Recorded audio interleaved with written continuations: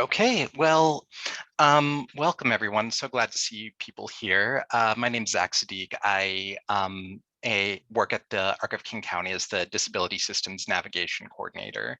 I'm also autistic myself, and for me, like employment initially was a big struggle. Like I was fired from my first two jobs after college, after being told for so long that my autism wouldn't hold me back, because I was so quote unquote like high functioning. And I hate that term for a lot of different reasons. And after that happened, I realized there's like an 80% unemployment rate in the autistic community, and it's not just on autistic people.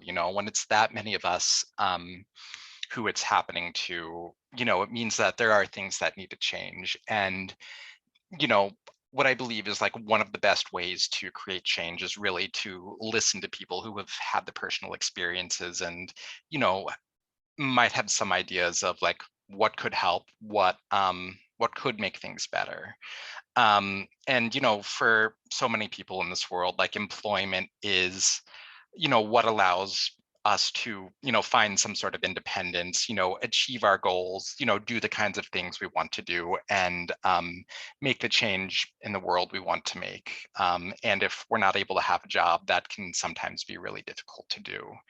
And so some have succeeded. Some autistic people have been able to you know make or find a successful career, like whatever that looks like. And so we're here to listen to four of those stories today. Yeah, so thank you all to the audience for being here, and thank you to the panelists as well. So I think with all of that, oh, and actually, yeah, I should probably say a few housekeeping things before we turn it over to the panelists. So just I think the biggest thing is making sure you keep yourself muted unless you're a panelist, answering a question, or maybe later if you're an audience member asking a question to the panelists. We do want to take questions from the audience that are you know directly directly impact your life and anything you're wondering. So at any point during the panel, you're welcome to type in questions in chat, and if there's a question that's like really directly connected to what we're talking about, I might pivot to that question instead of some of the pre-planned questions potentially. And then yeah, I think that pretty much covers everything. So without further ado, let's get the panel started. So today we have four amazing panelists, and the first question is, tell us about yourself. What kinds of things do you like doing in the world? How has being autistic impacted your life? When did you discover you're autistic? So Christiana, you want to go first? I never want to go first, but I will. We appreciate your sacrifice. I'm Christiana Obi Sumner. My pronouns are they, them. I am principal consultant and CEO of Epiphanies of Equity LLC. And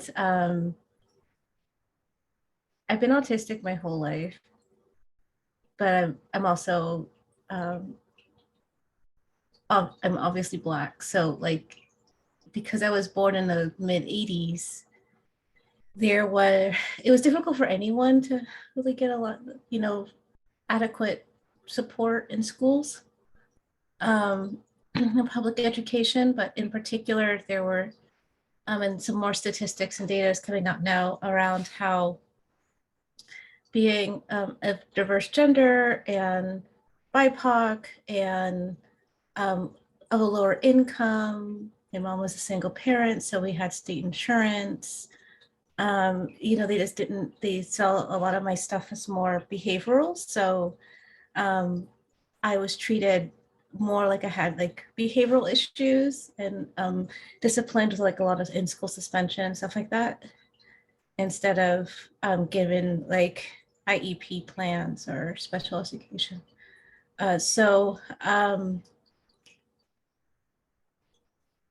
It's interesting being in the space I'm in now, because my business as a consultant is literally just talking about my experience of like the system's not providing me support Um, but also I usually have a lot of books behind me when I moved, but like reading, especially about social wise, is my special interest. So it's also helped me in a lot of ways. So yeah, that's me. Yeah, well, thank you so much for sharing all of that. And yeah, that is, your point about like autism not existing in a vacuum is such an important one. And I'm sure that's, a theme we're going to hear throughout the course of the panel. And it is absolutely something important to consider in this conversation. My experience as a white autistic dude is going to be different than the experience of a black autistic dude, for one. And then throw in gender, throw in socioeconomic status. There's a lot there, and I'm sure it also has an impact on you know availability of like jobs or careers and all of that. So yeah, thank you, Christiana. So let's see, Ellie, you want to go next? Cool. Yes, I can go next. My name is Ellie Kornstedt. I use pronouns she, her, and I'm in my late 40s and I'm in computer science. So I work in tech, um, which is a good thing because the question was what are things I like doing in the world. I actually enjoy a lot systemizing, simplifying, and reteaching. And when we develop systems, we get to do that. In fact, I discovered that one of my special interests, and I would say the one that was most useful to me, and that's been lasting for 30 years, is what's called abstract machines in computer science. So that's a description of a computer at a level that's a meaningful abstraction to make it an intermediate representation of a high-level programming language.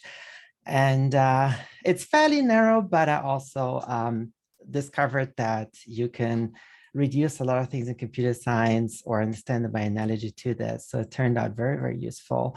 That has landed me a job at Microsoft, and I've been here for 18 years now. Um, I didn't always know I was autistic. Ever since age 6, I knew I was different. I mean, I knew it my whole life I was different, but age 6, I realized that one of my biggest differences was my gender. So that was the thing that was unavoidable that I had to unravel first, which took me just a few decades. Um, and I knew I was different in other ways too. I knew that some things were difficult for me to learn that other people seemed to care about a lot, and I decided not to care about because I just couldn't do things. Or um, I had my own approach to comprehending the world, and I realized it wasn't always worse. So I told myself, one day I'm going to show people what I can do.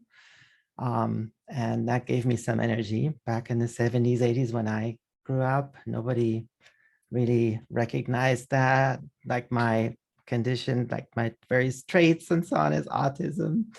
And I didn't get any support for that, but I did get in trouble occasionally for who I was. Then after I had peeled my gender struggles away and came out as a trans woman, my daughter at that point pointed me towards autism and said that she asked me, is that something you ever looked into and learned about? She had neurodivergent friends and knew more about it than I did. So I got diagnosed in my 40s, late diagnosed clearly. And getting that diagnosis was a huge relief for me because finally I had an explanation for so many of my struggles. And instead of feeling like a failure, I could focus on coping skills. And also I found community. So that's just briefly about that question. Awesome. Well, thank you for that answer. I'll admit I maybe only understood like a quarter of the stuff you were saying about computer, abstract computer program languages, but it sounded really cool. And I think your point about, not knowing you're autistic, it's kind of similar to what Christiana was saying a little earlier, but that's something I hear so often, when you don't know you're autistic, there are just so many times you do like get in trouble for, things like just that are natural to like who we are. You know, we don't realize it's like different, and that difference is often punished in so many ways. And that is something I've also seen, you know, impact autistic people a lot in like the employment world as well. So that's, yeah, that's, I think that's going to be a really salient point we're going to talk about. Sandy and Kendall, do y'all want to go next? Yes, we are. Awesome. You want just, you can speak first and I'll just add at the end. Yeah, okay. Hi, my name is Kendall. I am 27 years old. I was born in Seattle and live in Bellevue. I have a mom, a dad, a younger sister, and 2 dogs, Ginger and Chai. I like to walk and play with the dogs. My hobbies are drawing pet portraits for families and friends, jog, play basketball, strength training, art class, paint sketch, and travel. I did cat portraits for Robin Tatsuda. Here's a sample of your pet. This is a pet portrait of he did recently for my husband birthday. It's of our dogs, Ginger and Chai. That's okay. Are we just talking, introducing who we are at this point, and then also talk like, about you know, maybe the autism, job you're doing as well. Okay. Oh, your job. Oh, he. I guess question 1 was telling about yourself, and then Sure. autism, how it impacted. Yeah, And then that's fine. That's fine. You can employment. talk about the job at the next question. Okay. Go ahead and do this one. Okay. How autism has impacted my life. Trouble with communicating and had echolalia, especially when I was younger. I have difficulty with planning, understanding multiple verbal instructions, and dealing with money. I learn better with visual cues or written lists. Autism is a disability or disorder on a spectrum. I discovered I was autistic when I was in high school. Before that, I just felt I had special needs. So Kendall, he had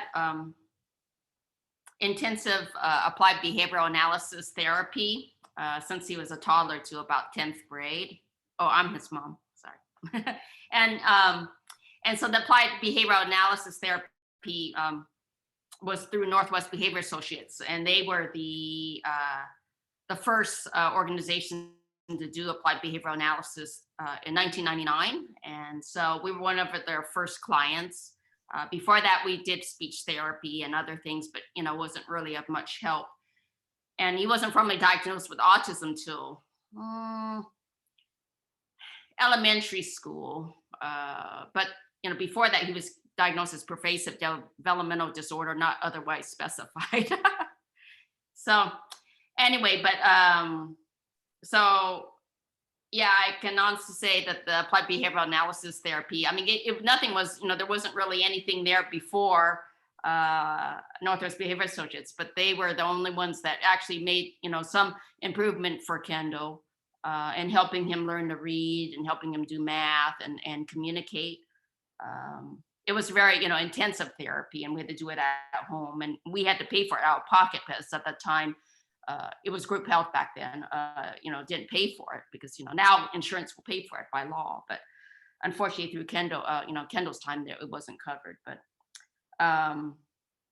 so it, and through the therapy, it also helped him with his auditory processing delays because he has, that's why he has a hard time, or more delays in processing verbal instructions. But he's come a long ways, and but I think he will require lifelong advocacy and assistance, especially in the finances and all that. But that's something as my husband and I are really have to put something in place as he gets older, and eventually will live in a group home or a condo or whatever type of living situation will have to be set up. But yeah. Sure. Well, yeah, thanks for all that information. I think the kinds of supports that are available to us often do make a difference, the whole controversy around ABA notwithstanding. Right, I know. And I think, yeah, that, it does seem like the services really dry up once you turn 18 or 21. And that's something that had a big impact on my own life. And it would also be nice to, think about like what could be available to us when, Right.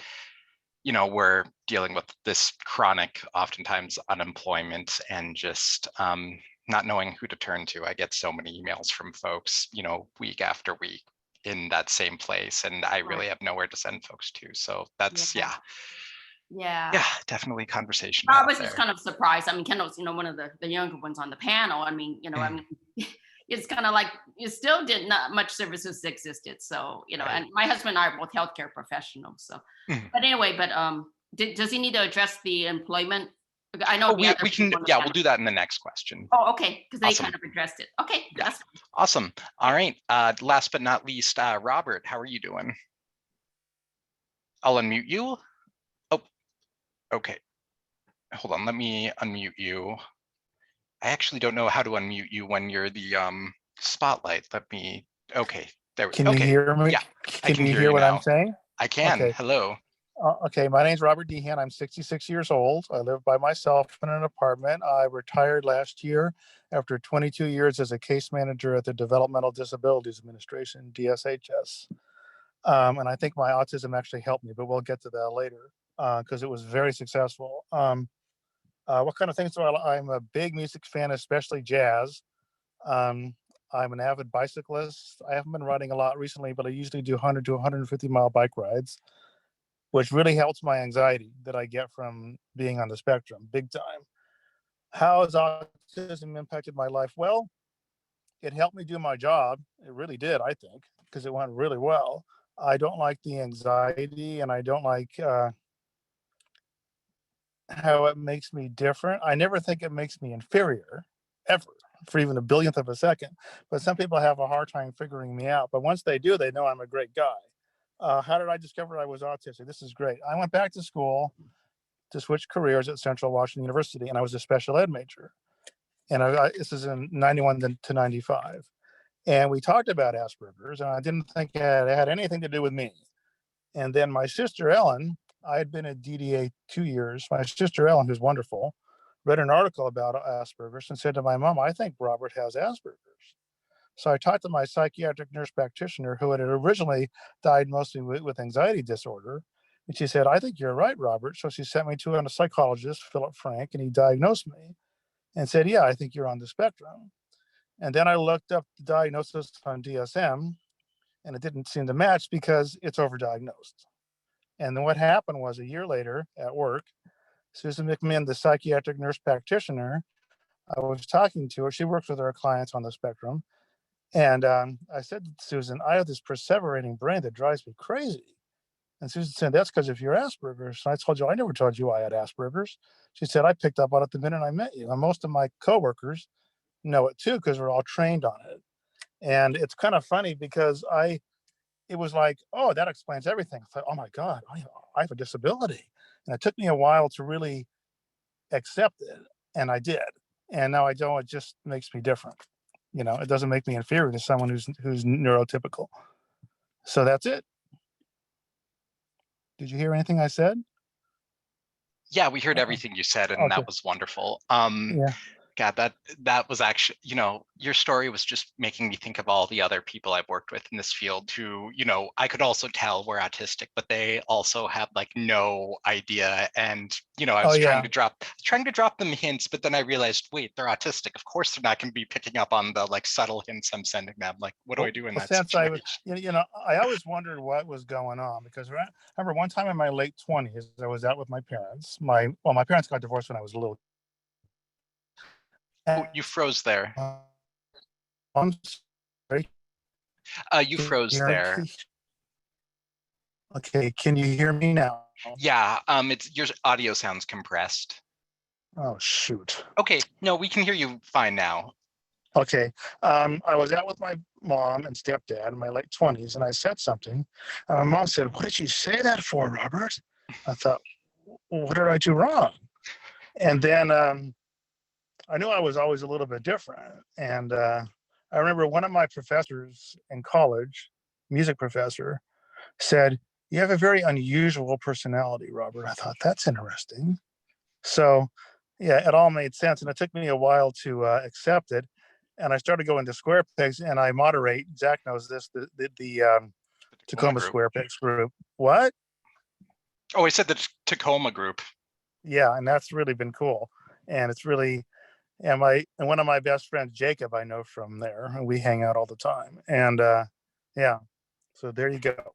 Awesome. Well, definitely we'll be interested to hear more about what it's like being, an autistic person working within DDA. I'm sure there's a lot of experiences there. Yeah. Cool. All right. Well, let's jump to the next question, which is, what has your employment history been like? Has it turned out how you expected? What do you do now? Is working easier for you now than when it was when you first entered the workplace? And let's go to Ellie first. Yeah, thanks. What has my employment history been like, and has it turned out as expected, is a funny question when I actually had no idea what to expect when I started.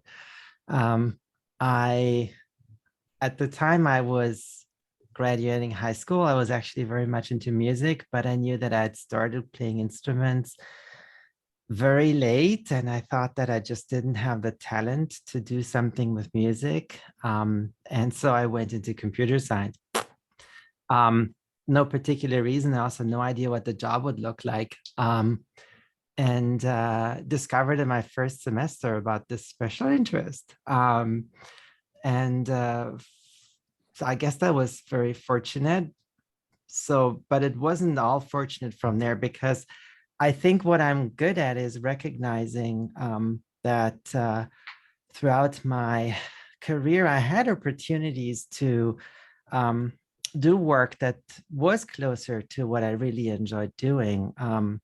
And I made use of those opportunities. So when I graduated college, I actually looked for a place to write my master's thesis and went to a different neighboring college, because then I knew I could do it with my special interest. And I even was offered a position as a PhD student there, which took me 10 years, part of which was unemployment, because I didn't know. I knew I wasn't a researcher, so I was actually in the wrong place in some sense. And I knew I was doing what I was doing wasn't what was asked of me, but I was allowed to just stay there. And when I finally finished, my advisor told me that he didn't think I would ever finish.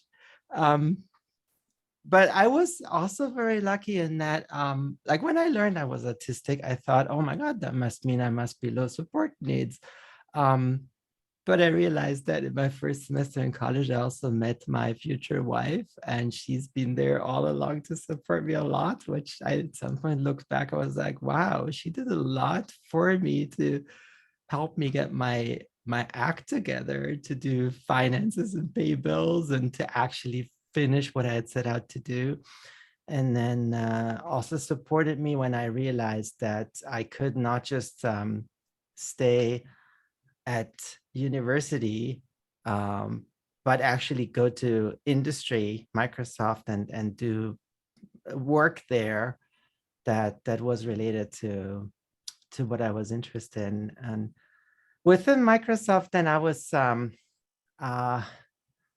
I managed to mostly, I didn't have to change within Microsoft that often, because people let me do my thing. I guess I had enough success that people thought that I would deliver something useful. So I wasn't always working on what people wanted me to work on. And I wasn't very intentional in crafting a career, but it worked out because the things I wanted to do were useful enough. Does it become easier? So I only recently officially applied for workplace accommodations, because I want to work more actively on the places where I am struggling. So I've always had issues about what I wanted to do wasn't what the rest of the team needed, and so I didn't fit in, or I I had occasional meltdowns in meetings, or I had a lack of impulse control because I wasn't paying attention to my needs to do emotional regulation. I had imposter syndrome, burnout, periods of depression. When I had to do work that I didn't enjoy. What I do have is strong work ethics, and that allowed me to mostly pull through. Well, I'm glad you were able to mostly pull through. It definitely like does seem like for a lot of autistic people, there is a cost that comes with being able to make it in the work world. Like even if we appear successful on the surface level, like there's a lot that has to go into being able to maintain that. And your point about your wife essentially helping you, what was it, maintain your finances and sort of like keep you organized. I think that is so key, because if we are spending all of the energy at work, trying to survive there, trying to keep our bills paid, it means like the houses might not stay clean, or we might like miss out on a bill because we're so exhausted. Yeah, that's a really important point, I think. Cool. Well, Christiana, you want to go next on this one? Okay. Um, so, so interestingly, like I was told when I was younger and through my early adulthood, like 18, 19, that I wasn't going to be able to do anything. Like I wasn't going to be able to go to work or school or anything. And so as soon as I turned 18 and I graduated high school, they put me in some both full and partial hospitalization that was centered around ABA and other treatments. And I was under guardianship until I was 27. And the only reason why I'm in Seattle is because the place I was going to the most, Bridgehaven, like they were like, either you could stay here. This was in Kentucky. They're like, either you can stay here, which was like a clubhouse style partial hospitalization day program, where like I was realizing people were there for like 20, 30, 40 years. And I was like, I don't know, that's what I want to do. My only option to not be under guardianship would be to move to a group home. There's a place that they had a partnership called the Hillebrand House for neurodivergent folks who they didn't believe could live independently. Or I could go to Division of Oak Rehab and try to get a degree. And they didn't at first think I could do it. And I had to take all these tests. I feel like the story of my life is assessments and tests, so many tests. So they made me take these assessments and tests. And I went to Jefferson Community and Technical College in Louisville, Kentucky. And I got my associates and I graduated salutatorian, which gave me a scholarship to Seattle University, which is how I ended up here. But even with that, they didn't believe I got in. That background is important for employment because it helped me to create a mask. Today, some folks have seen me do trainings and stuff. Today is a very interesting and rare day where the mask is very thin. Usually I have this sort of very strong like steel iron mask where I could just like perform really well. And I think a lot of that comes from that experience at Bridgehaven and the other institutions. But my employment history has been horrible, like really bad. Every job I've had, every internship I've had, even if it's volunteer, people have gotten mad. My executive functioning is really terrible. And I think, what's interesting about doing my consulting work is that, especially with the mask that like Bridgehaven helped create, is that I can I can sit and I can talk really well. I can give a training if I've like memorized it. That's always been a skill that my mom has used to help me get through things. Is like, we're gonna just practice what you're going to say, like similar to I think it's is it Kenny and Sandy, Kendall and Sandy. Kendall. Yeah, like my mom is very much like Sandy, especially when I was before I was married. Like she would be like, here's a script, and I could memorize it, and I was like literally verbatim. So if I had to go off script, it was a dumpster fire. So my consulting now is pretty much like a lot of different scripts, and I spend a lot of times like pre-creating what my responses would be for things. But I had tried to work in social services because being in the institutions and stuff, I've been fired for, I think, be like enmeshment because I didn't have like that super boundary with someone. Like I just like empathize too much with their situation. I was told on my employment review that I was a nonlinear thinker as an opportunity for improvement. I've been told to my face because I've had FMLA because of my neurodivergence, like maybe I should talk to DVR about whether or not I'm fit for employment.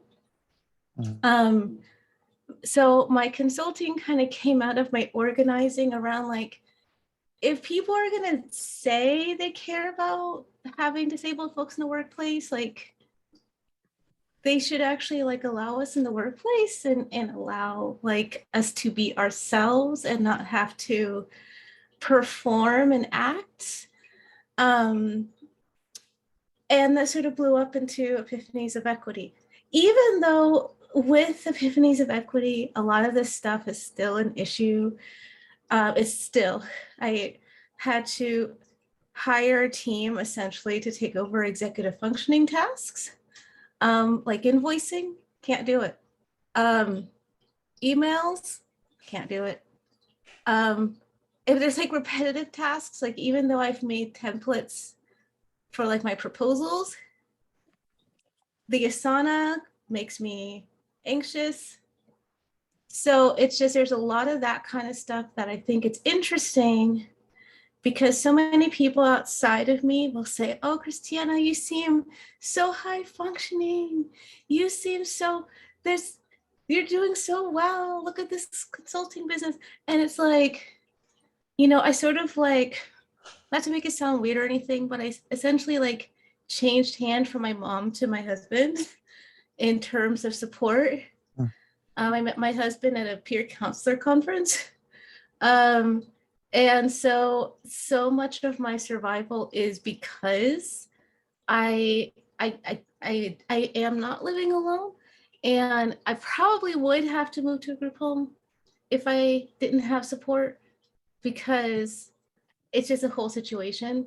So it's interesting because like on one hand, it's a complicated relationship because on one hand, like technically you can say the ABA and stuff worked. Because like, but then on the other hand, there's still so much, it's just so much going on the inside and so much maintenance and upkeep that no one sees. And it's essentially like I was taught how to put on a masquerade mask and then walk through life with that, but not really like how to live or work in a workplace based on like what my body mind naturally is and does. So it's complicated. I mean, I think that's a great way to sum up, everything you just said there. Like there is so much nuance and thought that goes on to our existence, that, yeah, people don't realize that.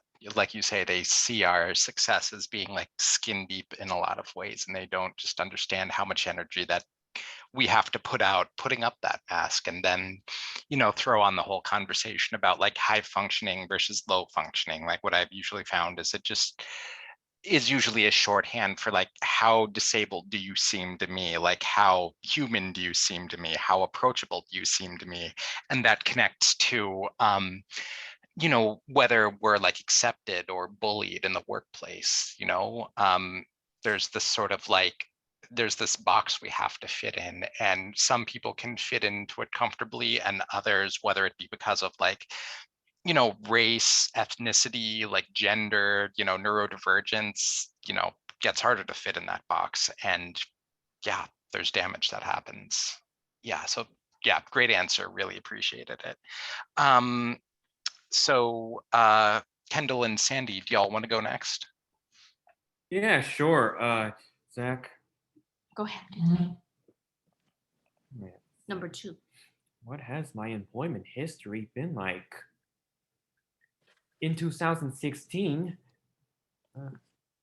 what has my employment history been Yeah. like? Right. You read it. Okay. We talked about it. In 2016, I finished the Academy for Community Transition in Issaquah School District. We selected a job vendor. Puget Sound Personal. I had told my vocational teacher that I was interested in clerical work. My job coach Erica tried to look for my clerical opportunities for me, but not many could be found. Erica didn't manage. Oh yeah, Erica did manage to find a position with Seattle Department of Transportation as a file clerk. Currently, I am being trained to do data entry for Seattle Department of Transportation as the department is going As of what? as a file clerk. Yeah, currently. Currently, I am being trained to do data entry for Seattle Department of Transportation as the department is going paperless and no more files. I am excited for this new job skill as I have wanted to do data entry. Learning new things is good but can be challenging. So, yeah. So, I guess in my part as a parent, it's constant advocacy for Kendo, and so when he was in high school at Issaquah High School, I had a good relationship with the special ed teacher, and so I wanted Kendo to take more elective classes than just art and PE. That's what they seem to offer to a lot of these special ed students, and I said, so we were able to get Kendall to take software technology, which is like learning Microsoft Office, which is a useful skill, and Kendall's capable of, and he's a very good typist, probably better than me. And and anyway, and then he took graphic design because I thought, well, he was he's very good at art and he's a very good sketcher. So, and then and he did cooking and some other things. So. And I think as a parent, I think we, need to look at your special needs child to see what their gifts are and what their strengths and what their weaknesses are, and to see the opportunities to try to build a foundation for them to work off of as they get older and approach adulthood as well as getting into the workforce. And so I think that was very valuable for Kendo, and that's why he's able to do this data entry, and which would be just amazing because he's originally he was hired as a file clerk, and I told the job coach, I said I just don't understand why these street engineers are still doing the reports on paper. Everything's being done on computer now and iPads and whatever, and I'm thinking. I think his job with the files is going to go away eventually, and so it did. And within a month, they said they were going paperless, and so thankfully, I was talking to the job coach, and we were already, exploring to see if there were other opportunities within the city of Seattle, which is great for him to be there, because there's many opportunities to do, data entry or whatever and for longevity of his work. And so we were very blessed that he did be able to find a data entry position within, the same department, but in the finance department instead. But I think it's just really, critical to be able to see if, where your child's strengths are, and where are their weaknesses as well. And so Kendall, I was just kind of surprised that, we couldn't find a clerical position on the east side, since we live in Bellevue. And so the city of Bellevue actually didn't have an employment program for special needs until recently. And I was just surprised with the lack of support. And many of the students that were coming out of Kendall's transition program were more impacted than him. So a lot of them end up like at Microsoft doing the cafeteria, I guess, bussing tables. And that's fine. I think if that's if that's what they want to do, and if that's their potential, maximum potential. And I always feel like you need to try to get an individual to reach their maximum potential, whatever that may be, right? And but I didn't see Kendall bussing tables. I know he could do more than that. He could do, I thought he liked doing the clerical work. So and then he also learned, he doesn't drive, and so but he was able to learn to take the bus, city bus, because it was in Seattle, his job. And so and Metro offers a free program to learn how to take bus, and so that was good. And but I still have to do park and ride, because our house doesn't have a bus line. So eventually in the future, he'll have to live near a bus line or light rail. And but I think that yeah, I just think it still takes a lot of advocacy, and I know whether it's by the guardian or parent, and to get to help them out, and get, and eventually they'll have to live elsewhere, but with and try to have it in place for them to get the help they need as my husband and I get older. But he does have a younger sister who will probably help him out with his finances in the future. But you have to put that in place too, right?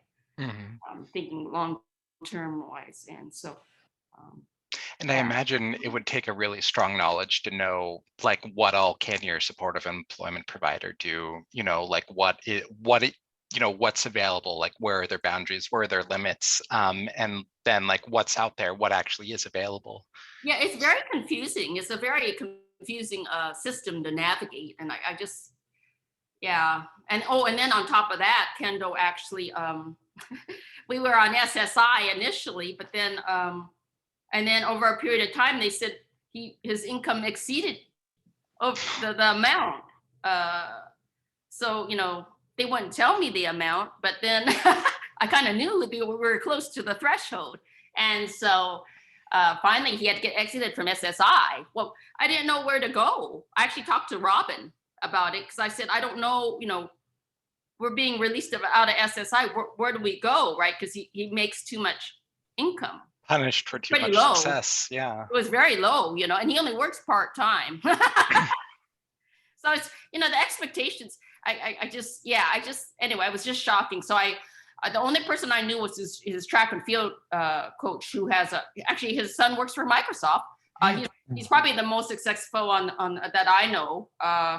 And he's actually an employee at Microsoft, and he definitely makes too much money for SSI. I had to ask him, I said, what do we do? And he's a mentor to me. He's older than me, but he, or not by much, but he said that, you need to apply for healthcare workers with disabilities, HWD. And but we have to pay premiums, monthly premiums. But what you need, he says, you need to have the Medicaid in place. You need to have, the job coach, you can pay out of pocket, but that pays for that. And then a housing allowance eventually, which Kendall might need or will need. So makes sense. But I didn't know, and I asked Robin, she didn't know either, right? Because a lot of, I found a lot of it's just the rules change, quite often. That happens to this, right? And so I was just kind of like lost, and so I feel like I feel like also in the workforce, it seems like employers aren't real supportive of people with special needs or autism, because I think that their idea of what their expectations aren't very high. I was just kind of shocked that we couldn't find clerical work. I mean, I just don't, it was just kind of amazing that they just have a very low bar. It's already kind of, they already have this mindset of what a special needs individual might have. Well, and that's a big dynamic I've noticed. Like if you appear visibly disabled, then there's that really low, the mindset of like, you're not really capable of much. You must not be able to, do very much. Spectrum, right? I mean, you go from, they vary in abilities, right? And so I just felt like, yeah, it was just astonishing, I think, for me. Yeah, knowing but as a parent, you want to get them, as to the maximum potential. Sure. But Kendall, definitely makes sense. Seattle has been a good employer. Yeah, definitely. Well, that's good to know, and that's definitely something we can talk about more in the next question. But before we go there, Robert, I'd love to hear, a little about your story within DDA. Oh, just DDA, not all my other failed career? All your other failures too. I'd love to hear. I mean, I wouldn't story. love to hear about it, but it has a really good ending. Okay, I grew up I was born in 1955. Grew up in Santa Clara Valley in California, which is called Silicon Valley now. And I repeated 4th grade, but I think that was because of my parents' nasty divorce. And I never did well in school. And I got out of high school and I tried to join the Navy and they wouldn't take me. So I went to school and I did terrible. I went to Chico State. It took over 5 years to get my degree in business. And because I flunked so many classes, I had a 2.5 grade point average. Then I was an accounting clerk for different places for 10 years. I wasn't good at it. I hated it. So I played music, drums, jazz, and I decided, well, maybe I can become a music teacher. So I went to Central Washington University and flunked every single ear training test in music theory and switched to special ed, elementary ed. And my student teaching was in regular 4th grade and my practicum was resource for learning disabilities. And they both went terrible. And I almost didn't even go into education. And then I moved to Tacoma and subbed for a year in Clover Park and Tacoma school districts and got hired for a life skills elementary school job 2 weeks before school because I had volunteered in that classroom like that in Ellensburg. Does anyone here know Susie Paul? She passed away a few years ago because I had volunteered in her classroom and I knew what it was like. And it didn't go well. The first year was all right. And the second year, they added violent kids and took away a para. And I had a full-time para that was worked with me one day and worked against me. So they didn't renew my contract, which was really upsetting. And I wasn't sure what I was going to do. So I got a bunch of informational interviews. And I interviewed with Linda Rolfe, the regional administrator at DDA, Developmental Disabilities Administration. And she painted such a horrible picture of DDA. I said, there's no way in hell I'm working there. I'm not going to get set up like I did in teaching. So then I got desperate and I sent in a resume. And I got interviewed by Nadine McLaughlin. And at the end of the interview, I said, I don't know if I want to work here. I want to spend a day with a case manager to make sure this is doable. And I did. It was Mike Ahern. And I marched into Naylene's office and said, I can do this job. And they hired me. I don't know if you know anything about what it's like to be a DDA case manager, but the first year is some good things. The first year is insane, and you have no union representation. They can fire you with no reason whatsoever, and you're managing a case of 75 adults with autism, intellectual disability, and cerebral palsy. And after a year, when I take the test and I tell Naylene she can hire me, she jumps up and down for joy and goes, "Yay!" Oh, you froze there, Robert. The last thing we heard you say is "yay." And when Naylene found out she could hire me, and she later said she'll never hire a better case manager. And the regional administrator, Anita Delight, one time said that she thinks case management was a perfect fit for me. So I really think being on the spectrum helped me. I didn't need any. Robert Dehan did not need any accommodations. And the reason why part of the reason why I didn't make it as a teacher was lack of support. Also, people on the spectrum focus on one thing. And my supervisor said, my principal, when I was teaching, said, "You don't have eyes in the back of your head. It's just not right." And counting, I don't know what was wrong with that. I hated it anyway. But 22 years I did it, and I retired last year, and I think it was hysterically successful. And yeah, it all ended up working out, and that's it. And I'm retired now, full Social Security, and yeah, it's a great story, isn't it? Yeah, it definitely is. And if I can ask, do you feel like, the protections you had, like from, the state union or, some of the like policies and procedures like within the state, like made it easier for you to sustain your job? Because I've often wondered about that. Okay, Robert Dehan did not need any accommodations for this job. Sure. And I got in trouble once for breaking a rule to help a client, and How to dare get this. you? What? Oh, Yeah, I was, and they yeah. kept me because Chris Pedersen, the regional administrator, know I helped someone. But get this, I was taken off my caseload for 4 months, and an autistic brain has a hard time with that unpredictability. But I would just go home every day. I've got a job tomorrow, and every 2 weeks I would freak out. The first interview I had with my supervisor and HR, they tried to intimidate me. And then I go into the final interview with Chris Pedersen, the regional administrator, and the first thing Chris says is, "We got to get you back to work. I can see the caring and what you did." This is what happened. Okay. I had a client with autism, Susan, who lived with her mom. And Susan's sister, Marianne, had her kids stay with those two during the day. And Susan started hurting them. So I got her out of there into a great adult family home. Pasita Ongoko just gets autism like nobody in the world. And we thought it was going to cost less than it did to stay there. So we worked on it. After 3.5 years, Pasita said, she's got to start paying the whole thing. So my wonderful, the supervisor I had then was not very good. So I told Brenda, what am I going to do? And instead of helping me, they took me off my caseload. I went and I was investigated. And, but luckily, Chris Pedersen knew that, I was doing the right thing, and they kept me. So, but imagine that with an autistic brain, not knowing if you're going to have a job tomorrow. Yeah, I've definitely been there. It's a really uncomfortable Yeah, place. Like but we they like, kept me. Basically, Chris knew that I did that to help somebody, Mhm. And I was, now, if I had authorized the wrong amount of Medicaid personal care, that would Sure. have been different. I'd be in prison. That's Medicaid Right. fraud. Sure. But Chris is good. She's the current regional administrator there. She's a good gal. That's And great. yeah. Awesome.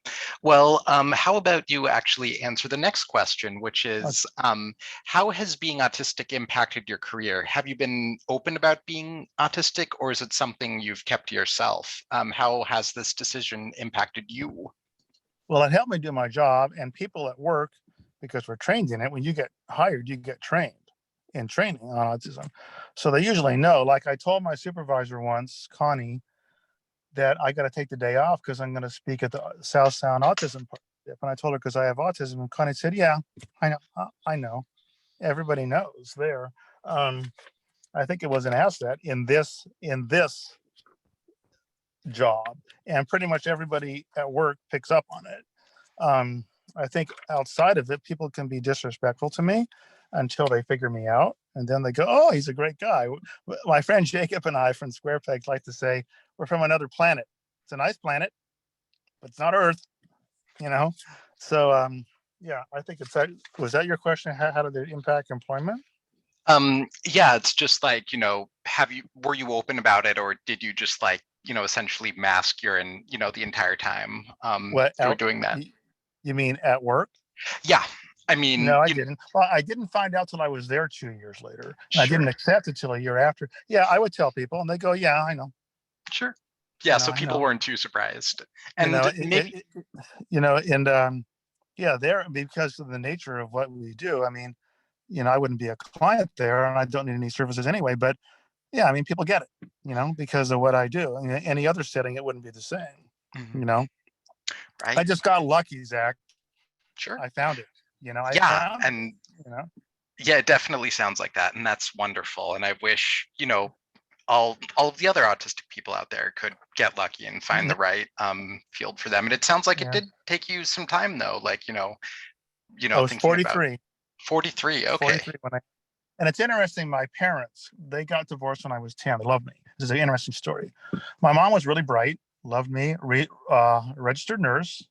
And I joke at Square Pegs that my mom thought I had Asperger's, but none of the symptoms. If I would tell her how it would impact me, and she had a hard time accepting it. And she didn't understand that the skill set to be a case manager is not the same skill set to be in the administration. They don't hire the best case managers to be a program manager. It's not the same. Like Keith is a great case manager. He'd be terrible. And it's the Peter principle. Do you know what that is? I do, yes. And I'm Yeah. not seeing any Keiths on the participant What? tab, so you're good. Yeah. But and my dad was different because he was married to a clinical psychologist. And Barbara could say, yes, Oliver, your son has autism, because she's qualified to diagnose it, you know? So it was interesting. But my mom was proud of me. They passed away a number of years ago, but yeah, Well, that's it. yeah, awesome. Well, definitely glad you were able to find a place that Yeah. accepted you for who you are, and it doesn't sound like you really had to do much to actually impact that. So that's Yeah. wonderful. Who wants to go next? How about Kendall and Sandy? Number 3. Okay. I need help with making decisions, learning new skills, advocating for myself. Due to my autism, I was not able to attend college. I have been open to telling others that I have autism. I think it is more accepted now than it used to be. My relatives, friends, coworkers, and neighbors know. Yeah, that's good. You're just addressing question 3, right? Sorry, I was muted 2 different ways. Okay. Yeah, question 3. Yeah. Hmm. So I definitely, autism has definitely, brought challenges and need for advocacy. And that, I think that's what's, key is to look at their strengths and weaknesses and their interests. I think are all key in finding a successful career for them, or a fulfilling career, I guess, for them. And so you have to, know, just work with what you have and be innovative about it. So it takes some innovation, and then also having a supportive employer, which Sure. is key. Yeah.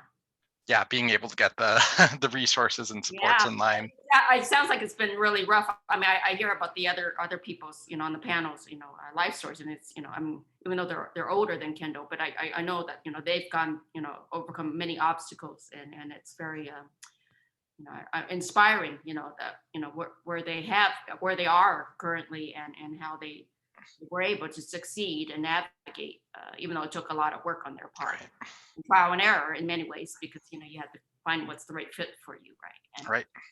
And so, yeah, I think that's, yeah. Mhm. Awesome. Well, yeah, thank you for that answer. All right. Let's see, who wants to go next? Christiana, what about you? Yeah. Well, I guess as a continuation of what I was sharing before, I guess being autistic right now in my career, it's interesting because it kind of is my career. Is being disabled. Because I do so much, it's technically social equity in DEI, but so much of the work that I do is like around disability justice and intersectionality between like being disabled plus and how to have a more accessible and inclusive workplace. And so it's interesting because like I was sharing, like from all of the difficulties I've had in all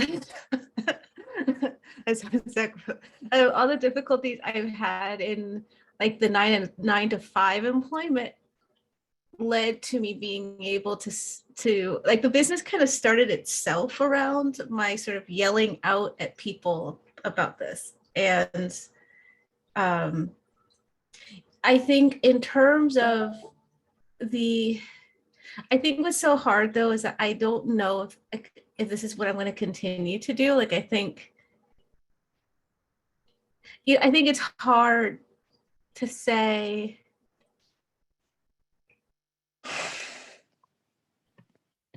that like my career is going to be a business owner or consultant or anything like this, because even the work I'm doing now it's really, really hard to maintain it. I think I got really lucky because, technically I'm my own boss and I can set my own hours and stuff like that. But I don't know, clients can be really, really mean, like really mean. And I think their expectation of a consultant, even though I'm out here in these streets talking about I'm autistic and I got chronic health issues and here's my story, and then I show up and they're like, why are you autistic though? It's so odd. I've lost clients because of the same reasons I got in trouble at work, where they're like, it's, the communication and timeline and deliverables and all that stuff. And so even with the team that I brought on, everyone at Epiphanies of Equity, four other people. We're hiring an executive assistant right now. We had one before, but they left in December. And everyone at Epiphanies of Equity is also neurodivergent in some way. And it's been really helpful, I think, at first, like it primarily because it's offering opportunities for other folks who have been excluded from traditional employment spaces and being able to talk about those experiences to the employment spaces. At the same time, I think it's hard because it's an entire organization of neurodivergent people trying to have conflicting accommodations and the burnout because the work is so hard, and it's just a lot. So there are some times when, like I said, today is a rare, like, low mask day. Usually I'm a lot more like, I'm Christiana and I'm big fancy pants consultant. But I think that there's a part of me that wonders if I have the mask on. I think it might help my career in a way that maybe, like, I'll get on Oprah or some book deal, or people will want me to go and speak to like big organizations. But I feel like when I'm more open about my story and I tell people, like, this is not just an academic exercise. It's not like I went and studied disability studies in school, like, not knocking that. I'm just saying, like, lived experience. And I think that, the more I share that with people, the more that there is some impact that's negative. But my mom and my partner always say, like, it's better for me to try to find, like, peace and joy in doing this than to try to force myself into the box, like Zach was saying, because there's no box it's going to work out. Like, it's just not going to work out, and I'm just going to be sad and miserable. And it seems like sad and miserable is a default for a lot of 9-to-5 work anyway. So if I have an opportunity to, like, try not to have that in this space, then maybe that could be like a good trade-off. But it is very, very difficult, and a lot of times I do get overwhelmed and have meltdowns. I had a meltdown at my staff meeting last week, which was terrible. And so I don't know how it's going to impact my career, but I just hope that like being open and honest about who I am and being autistic, sick, and mad, and the fact that this work is based on that will give more grace or at least more transparency. And maybe that will provide success in my career in other ways. So your story reminded me of spinach.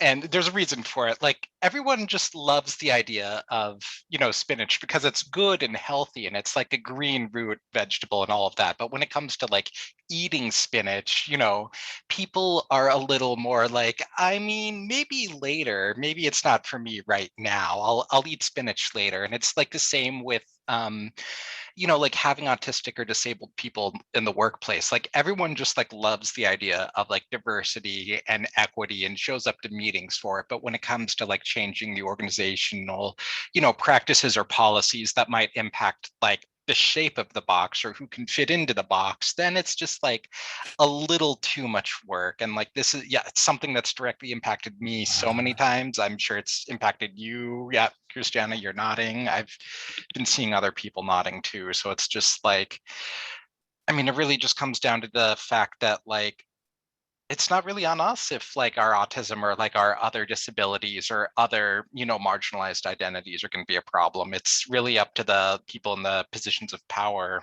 around us, like the managements. And yeah, and then it does have that cost on us.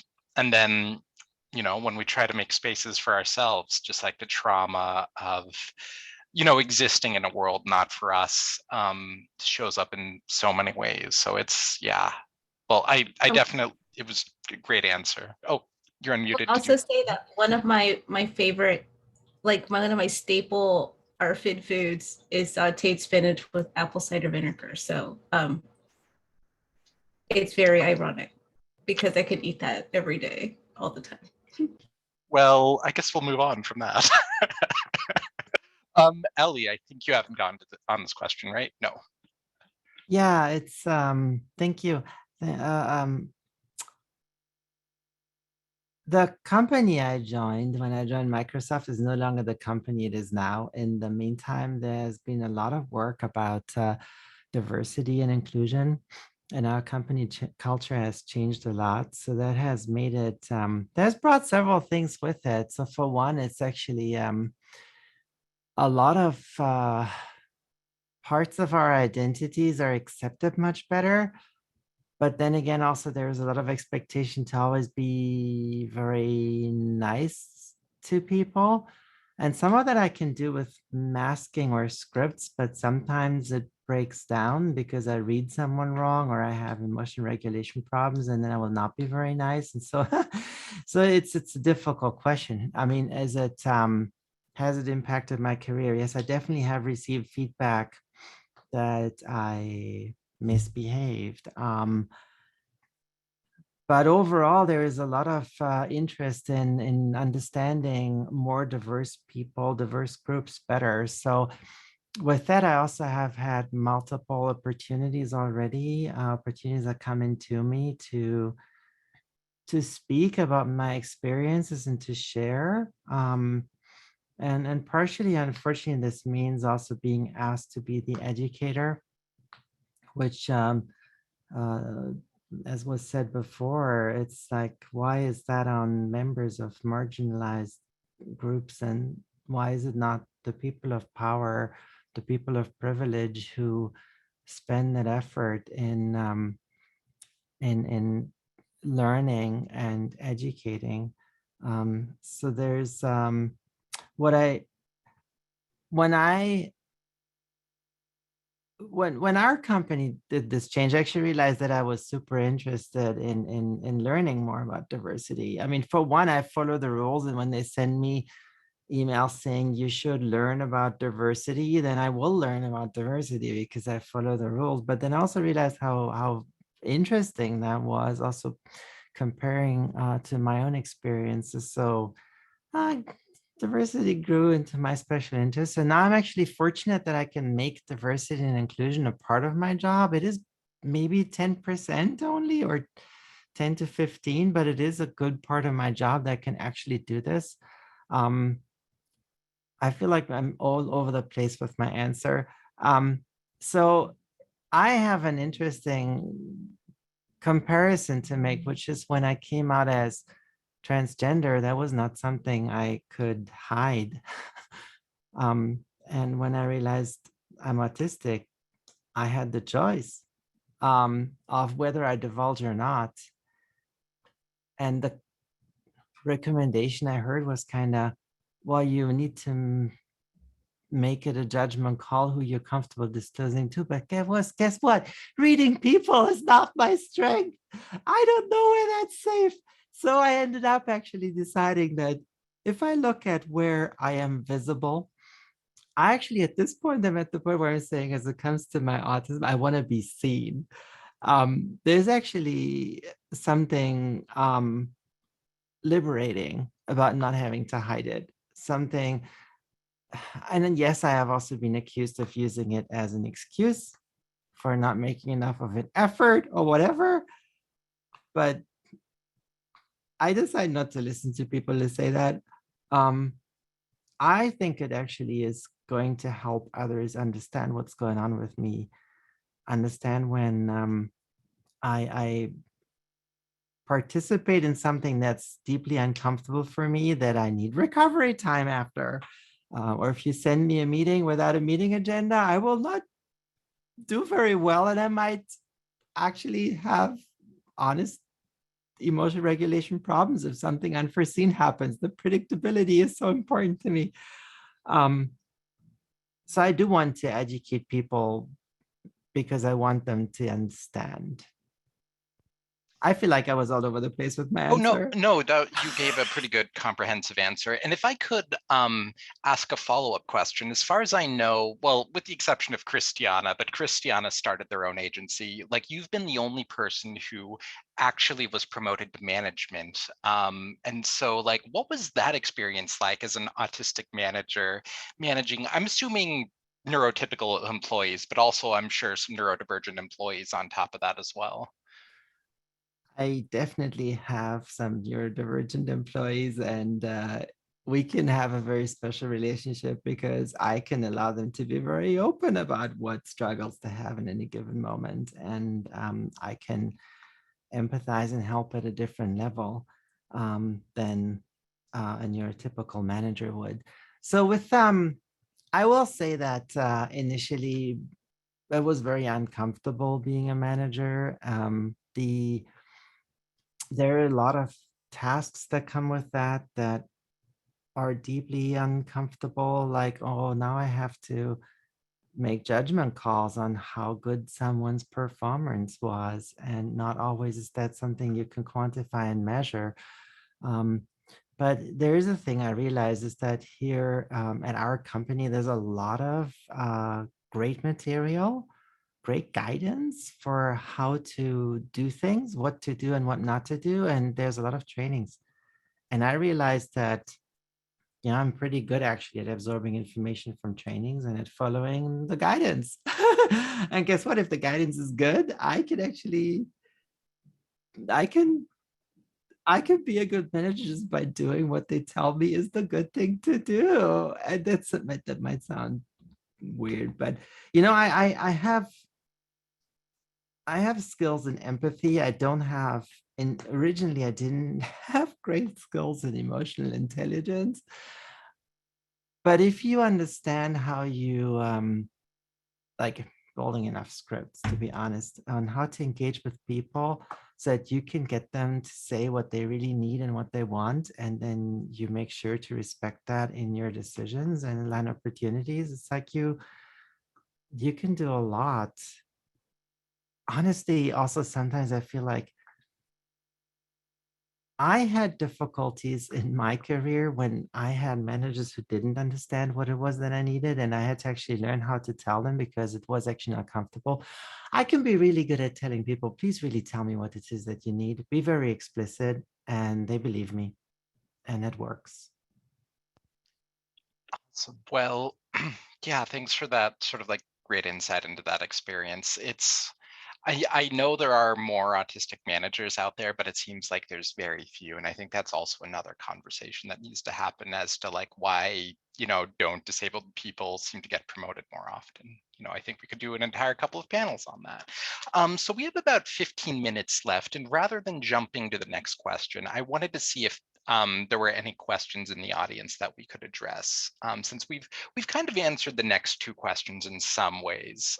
So if you have a question you want to ask the panelists, you're welcome to take yourself off mute and ask, or you can write it in chat. So I want to see, yeah, if you have a question, feel free to ask it now.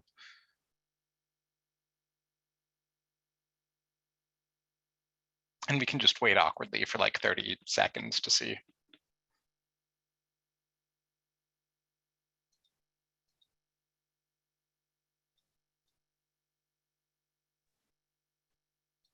I had asked a question in the form ahead of time.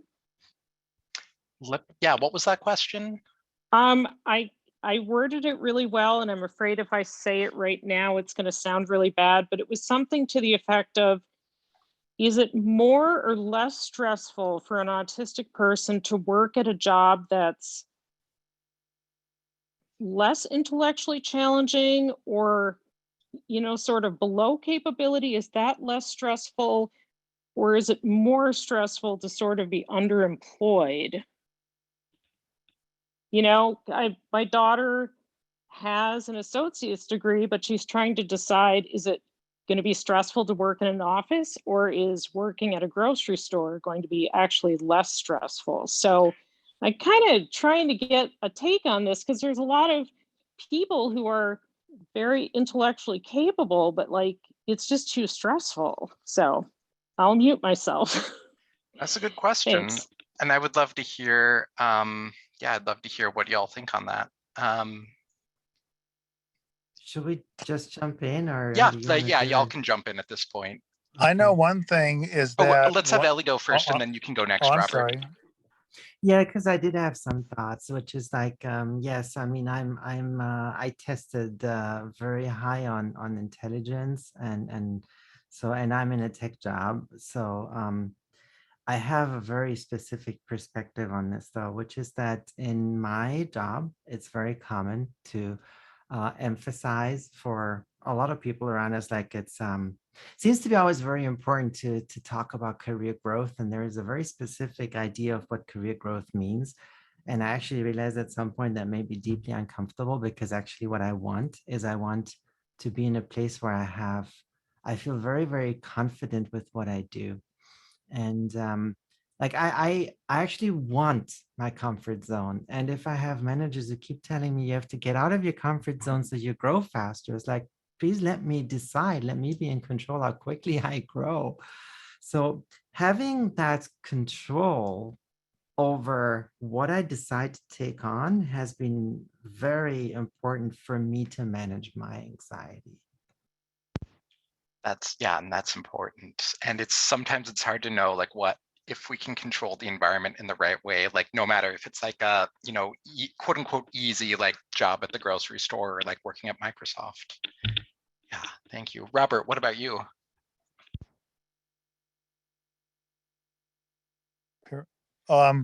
Well,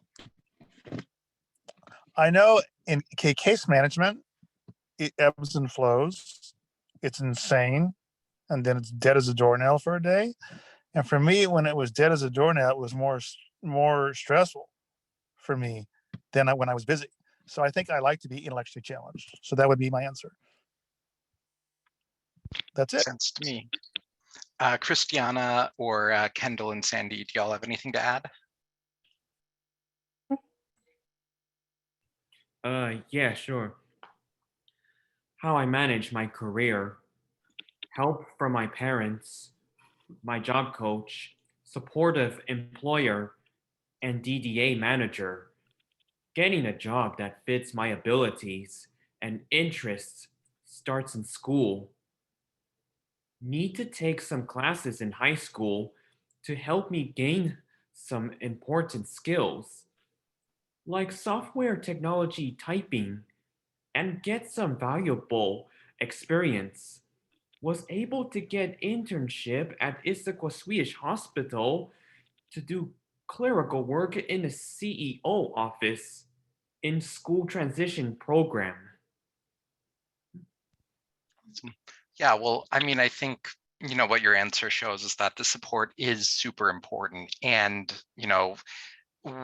I think the job is going to be easier or hard based on that environment, based on like the social environment and like procedures and policies around like accommodations and disability supports. Right. So yeah. It's very much so. I think that, Kendo, I mean, as you're saying, having a successful career. I mean, I think for Kendo, I can't say it's really a career because he only works 20 hours a week, but I'm hoping, as once COVID lifts and as he, gets more experience and that he'll, he could probably work about 30 hours a week, would probably be a good amount of work for him. And, but his, at least, he does get benefits and he does have retirement and health benefits. And so it's a good place for him. But, of course, for him, like learning, data processing will be a learning curve for him, and change, of course, is always hard. But I think he's willing to learn new things, but it's just, the transitions are always hard. But I feel, I think it's, it is important, like what the others were saying about, I think that, to be able to control the environment as much as you can, or able to so it makes it in a more pleasant, a more pleasant working environment for you to do your work. But I think, for him, especially for Kendo, I mean, he wouldn't do management, but the added responsibilities would probably really stress him out. I wouldn't do management either for that reason. Yeah. And so, but I admire those that are, and it's in many ways, you have to kind of adjust to what, it sounds like, from the others that, you have to kind of adjust. I mean, there's, pluses and minuses in any job, but dealing with, what you have and making the most of it. And then, learning, I think knowing your limits, it's, and telling, the others, what you can do to a certain point. But it is hard to explain, I think, to some, the management, if they're not real, supportive or understand someone with disability.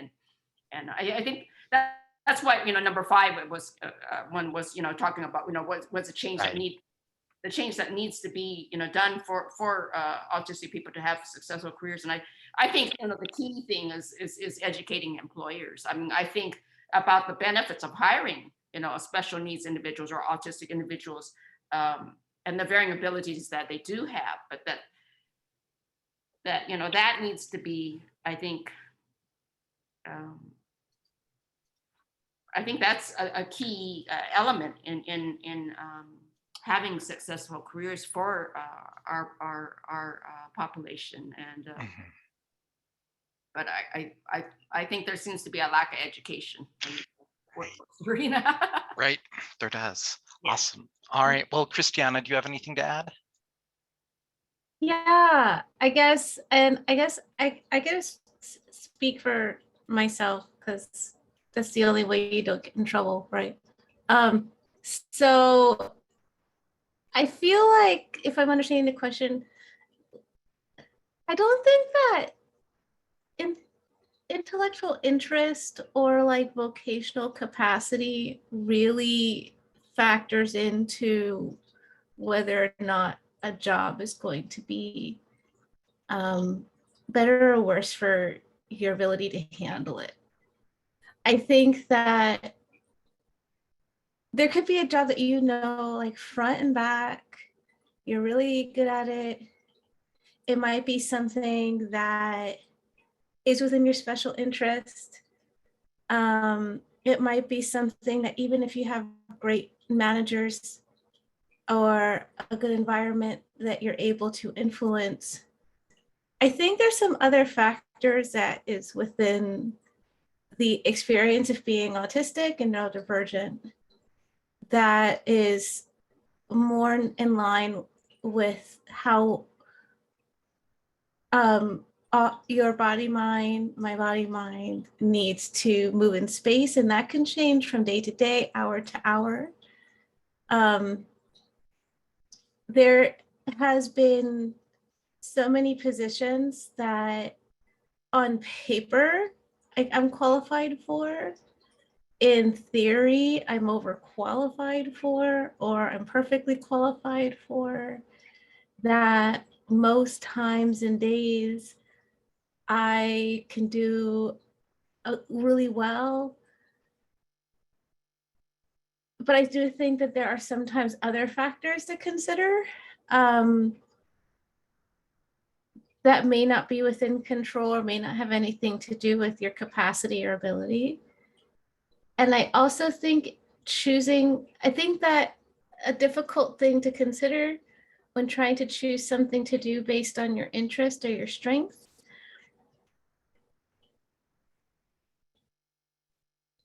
to use $1 million word, there's a lot of capitalism involved in working. So I feel like sometimes when we focus on a strength or a skill or a special interest as part of our job, it can get really like messed up because it gets extracted from the job and it can make it not fun anymore. And that can be more heartbreaking to work in a job where something that used to give you joy is now something that you wake up every day and you dread. And you're like, well, what else am I supposed to do? Because this was my strength and this was my thing. And this was what I used to wake up every day and want to do. And now I don't want to do it anymore because it makes me sick. It's like eating the sauteed spinach with apple cider vinegar every single day, all day. That's it. And then you don't have anything else. I would say it might be a consideration to consider whether or not those strengths or those, especially those interests and those things that give you joy, are things you want to protect.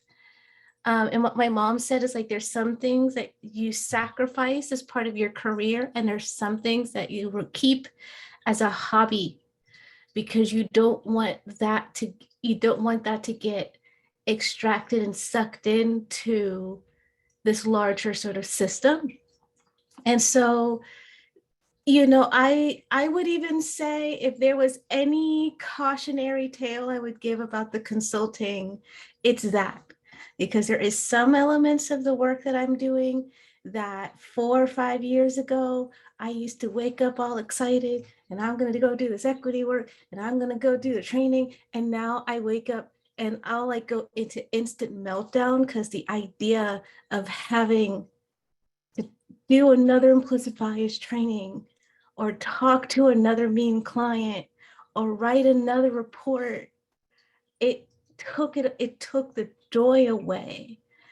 So I would just put that as a caution, because too much of anything is never good. And if there's anything that I've also seen on the outside looking in as a consultant, especially for disabled employees, is that they will routinize our work, which can be good, but then also that can be it. And it can get really hard and lead to some misery. So Thank you all so much. That was so incredibly helpful. I appreciate it. Thank you. Totally, it was a good question as well, and I wish we could have happier answers there. But but yeah, Christiana, I definitely really like resonate with your answer. It's like, you know, I jumped into this work because I loved the idea of helping people and, you know, creating empowerment. And now that I'm just like banging my head against the systems day after day, you know, telling my story, seeing very little change, it does make it hard to enjoy the work. I mean, I am seeing some small changes here and there, but it's like, oh, it feels like there needs to be more, you know?